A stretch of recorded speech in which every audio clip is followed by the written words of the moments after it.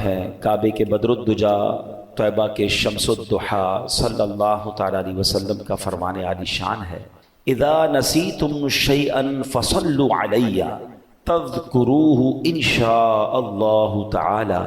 آقا فرماتے جب تم کوئی چیز بھول جاؤ تو مجھ پر درود پاک پڑھو، انشاءاللہ کریم وہ بات یاد آ جائے گی۔ کمال ہے درود پاک بھی، کتنی برکتیں ہیں، یعنی ایسا لگتا ہے کہ ہر پرابلم کا سولیوشن درود پاک میں۔ بعض اوقات ہوتا ہے ہمیں کوئی بات کرنی ہوتی ہے، اچانک بھول جاتے ہیں، یار پتہ نہیں کیا کہنا تھا، اچھا کوئی چیز رکھ کے بھول جاتے ہیں، نہیں مل رہی ہوتی، تو درود پاک کی برکت سے انشاءاللہ وہ بات بھی یاد آ جائے گی، وہ بھولی ہوئی چیز بھی انشاءاللہ مل جائے گی۔ ہمارے بیان میں ہم کوشش کرتے ہیں قرآن پاک کی کچھ آیتوں کی تلاوت ہو اور قرآن پاک ہی سے متعلق کچھ میسیجز ہم سمجھیں اور سیکھیں۔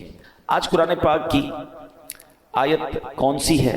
آج انشاءاللہ ہم قرآن پاک کی تلاوت بھی کریں گے اور انشاءاللہ عز و جل اس کا ترجمہ اور تفسیر بھی سمجھیں گے۔ پارہ نمبر 11 ہے، سورہ یونس کی آیت نمبر ہے 44۔ اللہ قرآن میں ارشاد فرماتا ہے، بسم اللہ الرحمن الرحیم، ان اللہ لا یظلم الناس شیئا ولکن الناس انفسهم یظلمون۔ ترجمہ، آسان ترجمہ قرآن کنز العرفان، بے شک اللہ لوگوں پر کوئی ظلم نہیں کرتا، ہاں لوگ ہی اپنی جانوں پر ظلم کرتے ہیں۔ اب یہ بڑی کمال کی آیت ہے، انشاءاللہ اس کی تفسیر سنیں گے۔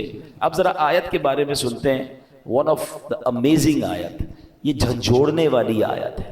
کیا فرمایا؟ ان اللہ لا یظلم الناس شیئا، بے شک اللہ لوگوں پر کوئی ظلم نہیں کرتا۔ یاد رکھیے یہ رب قہار و جبار کی شان ہے کہ وہ کسی پر ظلم نہیں فرماتا۔ ویسے ایک مزے کی بات غور کی جائے تو اللہ کی طرف سے کسی پر ظلم ہو بھی نہیں سکتا۔ مثال کے طور پہ اگر کسی کے پاس کوئی گاڑی ہے، کوئی موٹر سائیکل ہے، یا گھر کا کوئی سامان ہے جس کا وہ خود مالک ہے، اور اس سامان کو وہ توڑ دے، وہ جلا دے، تو کیا اس نے ظلم کیا؟ اس کی چیز تھی، وہ اس نے کر دیا، مالک بھی وہی تھا نا۔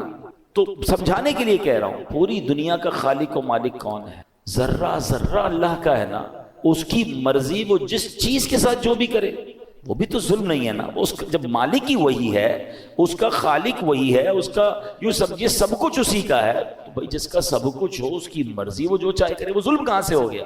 مگر سبحان اللہ اس کی شان کریمی دیکھیں کہ اس نے سبحان اللہ اپنی ذات پر، اپنی رحمت پر یہ مقرر فرما لیا کہ کسی بھی شخص کو بے قصور سزا نہیں دی جائے گی۔ لیکن ایک بات یاد رکھیے، حدیث پاک میں آتا ہے اگر اللہ پاک اولین و آخرین سب لوگوں کو جہنم میں ڈال دے تب بھی یہ ظلم نہیں ہے، وہ خالق ہے نا۔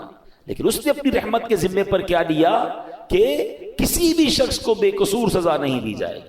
اللہ قرآن میں فرماتا ہے ان اللہ لا یظلم الناس شیئا، بے شک اللہ لوگوں پر کوئی ظلم نہیں کرتا، یعنی اللہ پاک کسی بھی شخص کو بے قصور سزا نہیں دیتا، وہ تو انتہائی مہربان رحم والا ہے، وہ ہمیشہ اپنے بندوں پر عطائیں ہی فرماتا ہے۔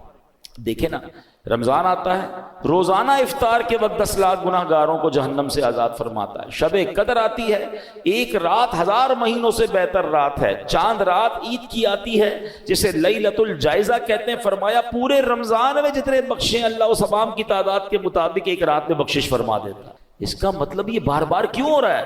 جمعے کا دن آتا ہے، ہر جمعہ ایک نیکی 70 نیکیوں کے برابر ہو جاتی ہے۔ جمعے کے دن ہر گھڑی بخشش کے پروانے تقسیم کیے جاتے ہیں۔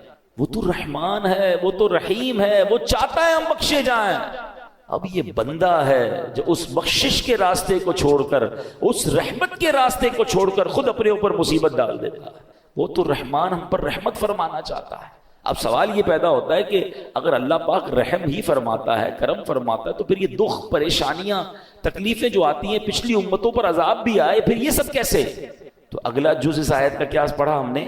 وَلَكِنَّ النَّاسَ أَنفُسَهُمْ يَظْلِمُونَ، ہاں لوگ ہی اپنی جانوں پر ظلم کرتے ہیں۔ واٹ ایور جو ہم پر آتا ہے نا، وہ ایکچولی ہماری وجہ سے آتا ہے، ہم خود اپنے اوپر یہ آفت لا رہے ہوتے ہیں۔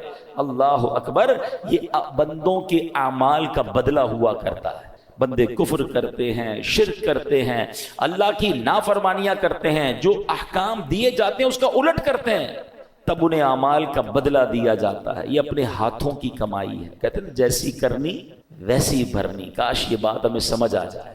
اللہ پاک کے نبی ہے حضرت موسیٰ علیہ السلام. اب ذرا سنیے گا یہ واقعہ. یہ جو ہم پر پرابلمز آ رہی ہوتی نا، وہ کہتے ہیں نا انگریزی کا ایک بڑا کمال کا جملہ ہے، what goes around comes around. آپ جو کر رہے ہوتے ہیں نا اس کا بدلہ آ رہا ہوتا ہے. اچھا کر رہے ہوتے ہیں، کہیں نہ کہیں سے آپ کے ساتھ اچھا ہو رہا ہوتا ہے. بندہ کہتا ہے کمال ہے یار، یہ میرا کام کیسے اچھا ہو گیا، یہ مجھے یار کہتے ہیں کیسے فائدہ ہو گیا، یہ بندہ یوں مجھ پر مہربان کیسے ہو گیا.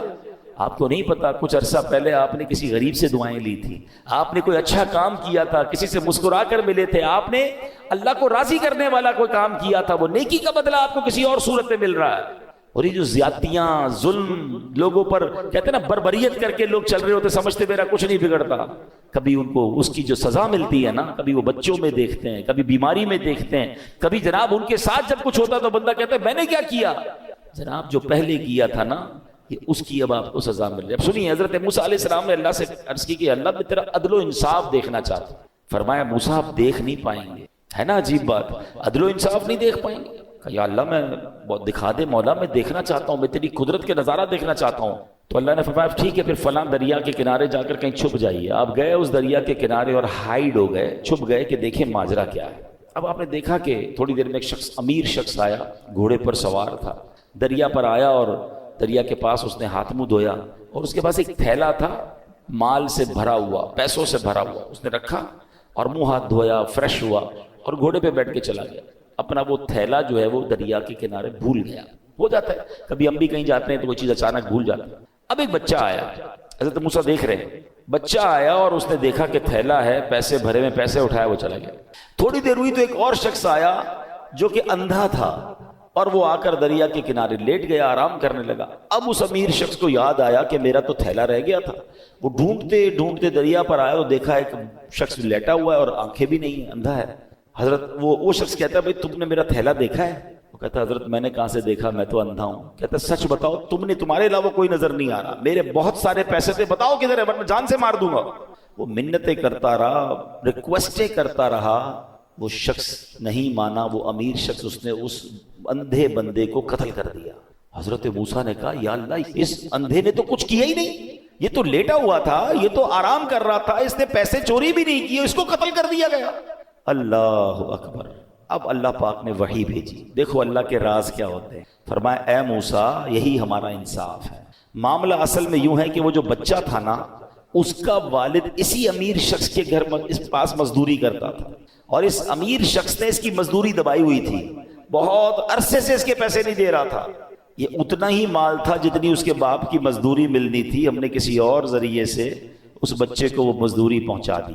اور جو بوڑھا تھا یعنی جو اندھا تھا، اس نے اپنی جوانی میں اس امیر شخص کے والد کو قتل کیا تھا.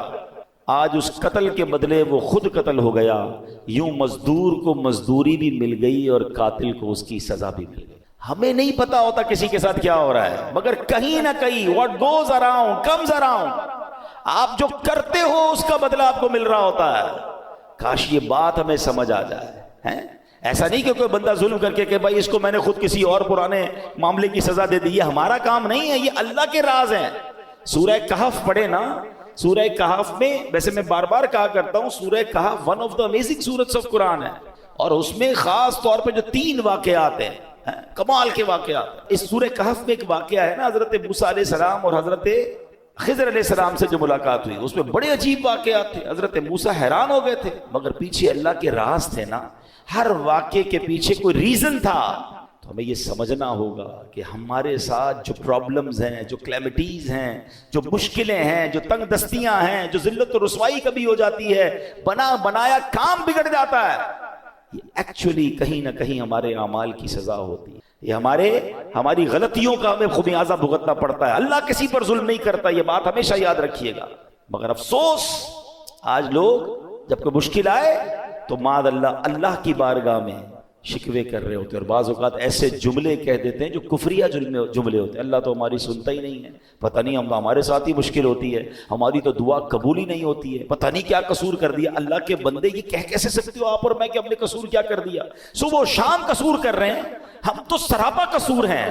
سچ بات بتاؤں، اگر مجھے اور آپ کو ہمارے اعمال کی سزا ملنا شروع ہو جائے نا تو ہم تو مارے گئے. مجھے ایک بات بتائیں، اللہ نے آنکھیں کس لیے دی ہیں؟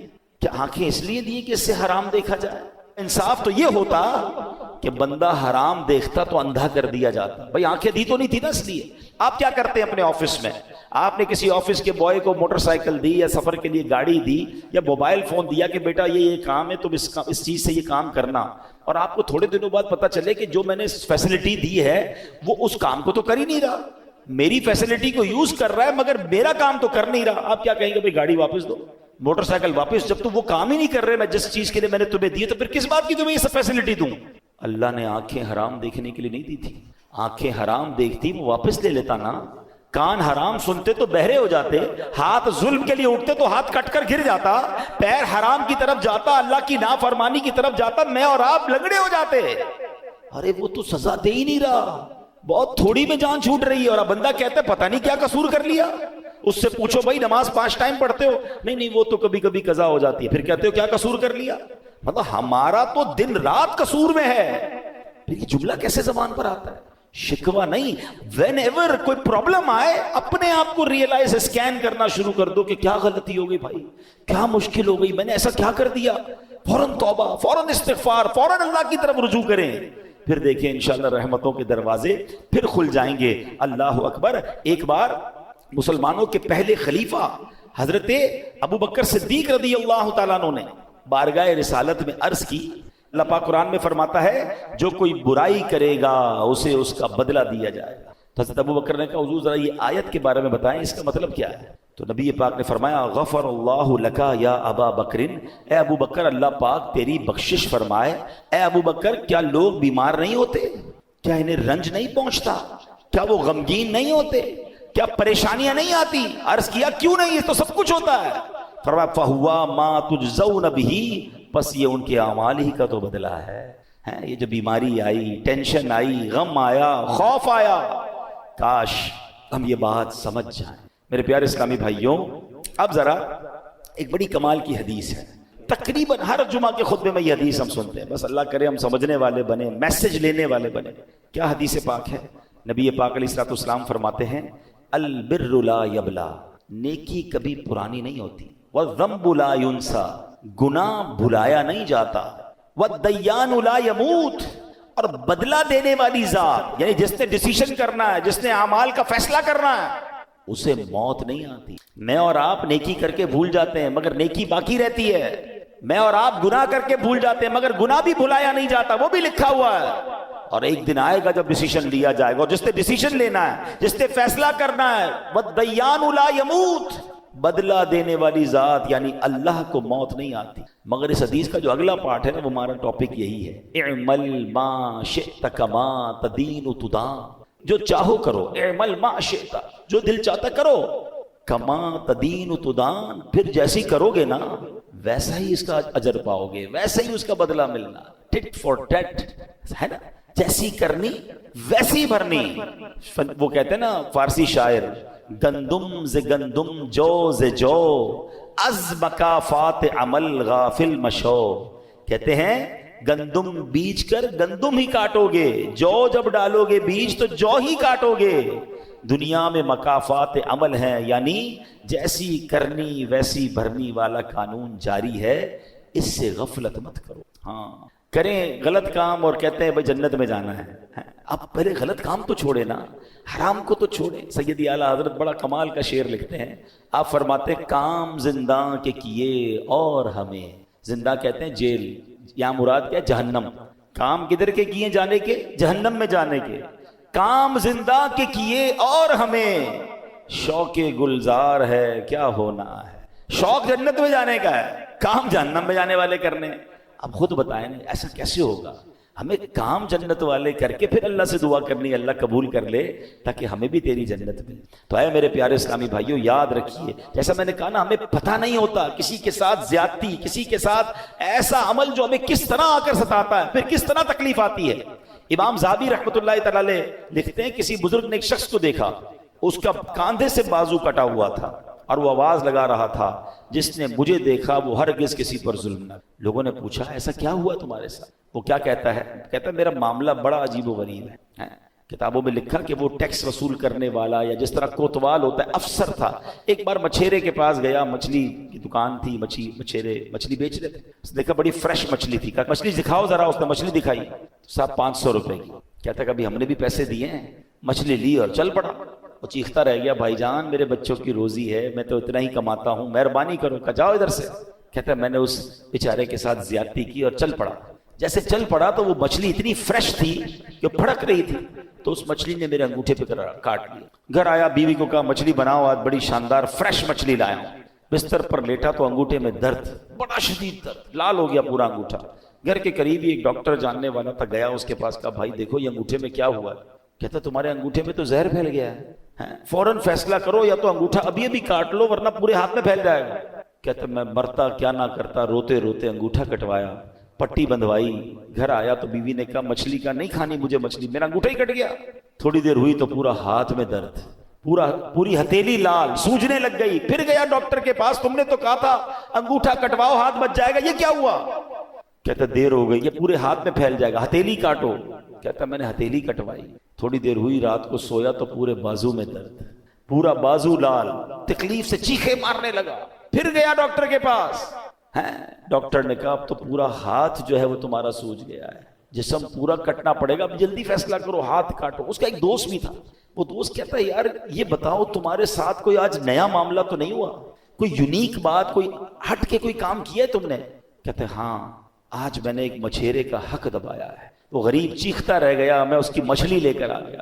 کہ جلدی چلو اس کے پاس, معافی مانگ لو ورنہ ایک ایک کر کے تیرا پورا جسم کٹ جائے گا. وہ دونوں دوست رات مچھیروں کی بستی میں گئے, پٹیاں بندھی ہوئی, تکلیف سے چیخ رہا ہے, اور مچھیرے کی بستی میں جا کر ایک ایک گھر پر, ایک ایک جھونپڑی پر ڈھونڈتے رہے کدھر ہے وہ مچھیرا. آخر وہ مچھیرا ملا. وہ کہتے ہیں نا غریب کا دل بھی بڑا ہوتا ہے. وہ جیسے اس کو دیکھا, یہ کوتوال یا جو بھی افسر تھا اس کے قدموں میں گرا, کہا بھائی مجھے معاف کر, تمہاری ایک مچھلی لے کر گیا, آج تو پورا ہاتھ ہی میرا کٹ گیا. جب اس نے اس کا یہ حال دیکھا تو اس کو معاف کر دیا. جب معاف کر دیا نا تو اس افسر کا جو دوست تھا اس نے مچھیرے سے پوچھا کہ ایک بات تو بتاؤ, جب یہ تمہاری مچھلی لے کر چلا گیا تھا تم نے کچھ دعا کی تھی, تم نے اللہ کو پکارا تھا؟ پتہ ہے وہ مچھیرا کیا کہتا ہے؟ وہ کہتا ہے میں نے اللہ کی بارگاہ میں صرف ایک التجا کی تھی کہ یا اللہ یہ میرا حق لے کر چلا گیا, میں اس سے بدلہ نہیں لے سکتا, مولا تو نے بدلہ لینا, میں کمزور ہوں مالک, یہ مجھے دبا گیا, اے اللہ آج تو نے اپنی قوت دکھانی ہے, تو نے اپنی قدرت دکھانی ہے. اے میرے پیارے اسلامی بھائی, اب بتاؤ ایک مچھلی تھی, چند 100 روپے کی تھی, بندے کا ایک ایک کر کے جسم کٹنا شروع ہو گیا. یہ سوچنا ہوگا مجھے اور آپ کو. آج جو لوگوں پر ظلم کرتے ہیں, آج جو لوگوں کو دباتے ہیں, آج کہتے ہیں میرا کوئی نہیں بگاڑ سکتا, اپنے ملازم کو برا بھلا کہہ رہے ہیں, اپنی فیملی کو برا بھلا کہہ رہے ہیں, جو بندہ غریب اس کو دبا دیتے ہیں. ایک بات یاد رکھنا, میں نے کئی بار اپنے بیان میں ایک جملہ کہا ہے, میں نے پنجاب میں ایک جملہ, پنجاب گیا تھا تو ایک جملہ سیکھا تھا. وہ کہتے ہیں مضبوط آدمی سے نہ ڈرو, ماڑے آدمی سے ڈرو. اچھا مجھے اس وقت تک ماڑے کا مطلب بھی نہیں پتا. میں نے کہا ماڑا کس کو کہتے؟ کہتے ماڑا کہتے کمزور. تو میں نے کہا یہ کیوں کہہ رہے ہیں آپ, مضبوط آدمی سے نہ ڈرو, کمزور سے ڈرو؟ وہ کہتے مضبوط تو اپنا بدلہ تم سے خود لے لے گا, جو ماڑا ہوگا نا کمزور, وہ اللہ کی بارگاہ میں فریاد کرے گا, اور پھر اللہ جب اس کا بدلہ لے گا نا, جب وہ اس ظلم کا تمہارے ساتھ حساب فرمائے گا, پھر ظالم کو چھپنے کی جگہ نہیں ملے گی. ایک بات یاد رکھا کرے, جو لوگ یہ کہتے ہوتے ہیں نا میرا کوئی کچھ نہیں بگاڑ سکتا, واقعی وہ تمہارے ساتھ کچھ نہیں کر سکتا. مظلوم غریب بیچارہ وہ کیا کر لے گا, مگر اس کے پاس ایک راستہ ہے, وہ اللہ کو پکارتا ہے, اور جب دل سے پکار جاتی ہے نا مظلوم کی, تو پھر ظالم بچتا نہیں. تو اے میرے پیارے اسلامی بھائیو, آج جو ہم قرآن کی آیت سن رہے ہیں اور سمجھ رہے ہیں, اس کا مطلب یاد رکھیے گا کہ اللہ کسی پر ظلم نہیں کرتا, بندے ہی اپنے اعمال کی وجہ سے اپنا بیڑا غرق کرتے ہیں, اپنے اوپر سمجھنے آفتوں کو لے کر آتے ہیں. کاش یہ بات ہمیں سمجھ آ جائے. اے میرے پیارے اسلامی بھائیو, پچھلی قوموں کو قرآن پڑھے تو پتہ چلے نا, پچھلی قوموں کا ذکر بڑا بریفلی قرآن میں ہوا, بڑا واضح ہوا. قوم عاد پر سخت آندھی کا عذاب آیا, جس نے انہیں کھائے ہوئے بھوسے کی طرح ملیا میٹ کر دیا. سبب کیا تھا؟ ان کے گناہ تھے. قوم سمود پر شدید زلزلے کا عذاب آیا, جس نے انہیں ہمیشہ کے لیے فنا کے گھاٹ اتار دیا. اس کا سبب بھی ان کے گناہ تھے. نمرود پر مچھروں کا عذاب بھیجا گیا, اس کا سبب کیا تھا؟ خدائی کا دعویٰ تھا نا, اللہ کی نافرمانی تھی. فرعون کے ساتھ کیا ہوا؟ کر و فر, اللہ نے کتنا دیا اسے, اللہ کو ناراض کیا, اللہ نے پانی میں غرق کر دیا, دریا میں غرق کر دیا. قارون کے پاس کتنا خزانہ تھا, آج دنیا میں کس کے پاس اتنا خزانہ ہے؟ قرآن کہتا ہے اس کے خزانوں کی چابیاں پوری ایک جماعت اٹھاتی تھی, یعنی اونٹوں کی قطاریں ہوتی تھی. جو قارون کے خزانہ نہیں اٹھاتی تھی, اس کے خزانوں کی چابیاں اٹھاتی تھی. نافرمانی کی، زکوٰۃ سے انکار کیا، اللہ کے فیصلوں کے خلاف چلا، خزانے سمیت دھسا دیا گیا۔ یہ سارے واقعات قرآن میں موجود ہیں جو پکار کر کہہ رہے ہیں کہ رب کو ناراض مت کر بیٹھنا ورنہ پھر بربادی ہے۔ اللہ اکبر۔ امام حسن بصری رحمۃ اللہ تعالی علیہ فرمایا کرتے تھے، اے ابن آدم تیری ہلاکت ہو، کیا تو اللہ پاک سے مقابلہ کرنا چاہتا ہے؟ اللہ سے مقابلہ کون کر سکتا ہے؟ فرمایا ہاں جس نے اللہ پاک کی نافرمانی کی گویا اس نے اللہ پاک سے جنگ کی، اور اللہ پاک سے جنگ کا نتیجہ کیا ہے؟ تباہی اور برباد۔ اے میرے پیارے اسلامی بھائی، گناہوں سے توبہ کر لیجئے، جو ہو گیا اس سے معافی مانگ لو، وہ بڑا کریم ہے، وہ معاف فرمانے والا۔ آخری نبی علیہ الصلوۃ والسلام فرماتے، آقا فرماتے ہر آدمی سے خطا ہو جاتی ہے اور بہترین خطا کار وہ ہے جو توبہ کر لے۔ توبہ کرنا، کہتے نا گناہ عادت بن جائے تو توبہ کو دستور بنا لو۔ جیسے ہی گناہ ہونا فوراً نیکی کرنا شروع کر دے، استغفار کرنا شروع کر دے، توبہ کرنا شروع کر دے، تو انشاءاللہ اللہ نے چاہا تو وہ گناہ کی جو نحوست ہے وہ ختم ہو جائے گی۔ اے میرے پیارے اسلامی بھائیوں، ایک بار حضرت عیسیٰ علیہ السلام کے ساتھ کچھ لوگ اپنے حواریوں کے ساتھ، اپنے دوستوں کے ساتھ، ساتھیوں کے ساتھ تشریف فرما تھے۔ ایک بہت ہی خوبصورت حسین و جمیل پرندہ آیا اور آپ کے سامنے زمین پر لوٹ پوٹ ہونے لگ گیا۔ اس نے اپنے آپ کو زمین پر اتنا رگڑا کہ اس کی خال اتر گئی، اب وہ سرخ، گنجا اور بدصورت دکھنے لگا۔ پھر وہ پرندہ کیچڑ میں گیا، اس میں لوٹ پوٹ ہونے لگا تو کیچڑ میں گندا بھی بڑا ہو گیا، اور اس کے بعد اس پرندے نے ایک پانی کے تالاب میں چھلانگ لگائی۔ جب وہاں سے باہر نکل آنا تو صاف ستھرا بھی ہو گیا، نئی خال بھی آ گئی، پہلے جیسا خوبصورت بھی ہو گیا۔ حضرت عیسیٰ علیہ السلام نے جب یہ دیکھا تو اپنے حواریوں سے فرمایا کہ یہ پرندہ تمہاری طرف نشانی بنا کر بھیجا گیا، اٹ از سائن۔ اور فرمایا یہ جو مومن کی مثال ہے نا، مومن جب گناہ کرتا ہے تو گندا ہو جاتا ہے، گرد لگ جاتی ہے، کیچڑ لگ جاتی ہے، اور جب وہ توبہ کرتا ہے تو گناہوں کی سیاہی ایسے دور ہو جاتی ہے کہ وہ پہلے جیسا حسین و جمیل ہو جاتا ہے۔ تو یہ بات یاد رکھیے، جیسے ہی گناہ ہو جائے نا فوراً اللہ کی طرف رجوع، اے اللہ معاف کر دے، اے پروردگار ہو گئی مسٹیک، اب نہیں کروں گا مالک۔ تو اللہ کو توبہ کرنے والا بڑا پسند ہے، اور جب توبہ کرنی ہے اس وقت یہ ارادہ نہ ہو کہ دوبارہ بھی گناہ کروں گا، پلان وہی ہے، پھر توبہ نہیں ہے۔ الندم التوبہ، حدیث کے الفاظ ہے شرمندگی ہی توبہ ہے۔ بندہ پہلے شیم فیل کرے، پھر اس سے وعدہ کرے کہ مولا اب نہیں کروں گا، اور پھر اللہ سے کہے مولا توبہ پر استقامت بھی تو نے دینی ہے، پھر وہ کریم معاف کرنے والا ہے۔ تو اے میرے پیارے اسلامی بھائیوں، ان اللہ یحب التوابین، اللہ قرآن میں فرماتا ہے بے شک اللہ بہت توبہ کرنے والوں سے محبت فرماتا ہے۔ تو ہمیں توبہ کرتے رہنا چاہیے، بلکہ ہو سکے تو صلاۃ التوبہ کی عادت ڈالیں۔ روزانہ رات سونے سے پہلے، ہم گناہ گار ہیں، ہم سے ہو جاتی ہیں خطائیں، تو 2 رکعت صلاۃ التوبہ پڑھ لیا کریں۔ اس کا طریقہ کیا ہے کہ رات کو یا دن میں بھی پڑھیں تو مکروہ وقت نہ ہو، 2 رکعت اس طرح صلاۃ التوبہ پڑھیں کہ اس نیت کے ساتھ 2 رکعتیں پڑھیں کہ اے اللہ ہمارے گناہوں کو معاف فرما، ہم توبہ کرتے ہیں۔ اور جب سلام پھیر لیں تو ہو سکے تو سجدے میں جا کر یا رب اغفر لی، یا رب اغفر لی، یا رب اغفر لی، اے رب کریم مجھے بخش دے، یہ 3 بار کہہ لیا کرے سجدے کے اندر جا کر، جب نماز سے فارغ ہو جائے۔ اس کے بعد کہ حضرت ابو سعید خدری فرماتے ہیں جو بندہ سجدے کی حالت میں 3 مرتبہ یہ کہے یا رب اغفر لی، تو سبحان اللہ جب وہ سر اٹھائے گا تو اس کی مغفرت ہو چکی ہوگی۔ تو اے میرے پیارے اسلامی بھائیو، توبہ کریں، توبہ اللہ کو بڑی پسند ہے۔ آج سے توبہ اپنا دستور بنا لیں۔ ہاں مگر ایک بات یاد رکھیے، یہ جو توبہ کرنی ہے، صلاۃ التوبہ پڑھنی ہے یا استغفار پڑھنا ہے، اس سے صغیرہ گناہ معاف ہوتے ہیں۔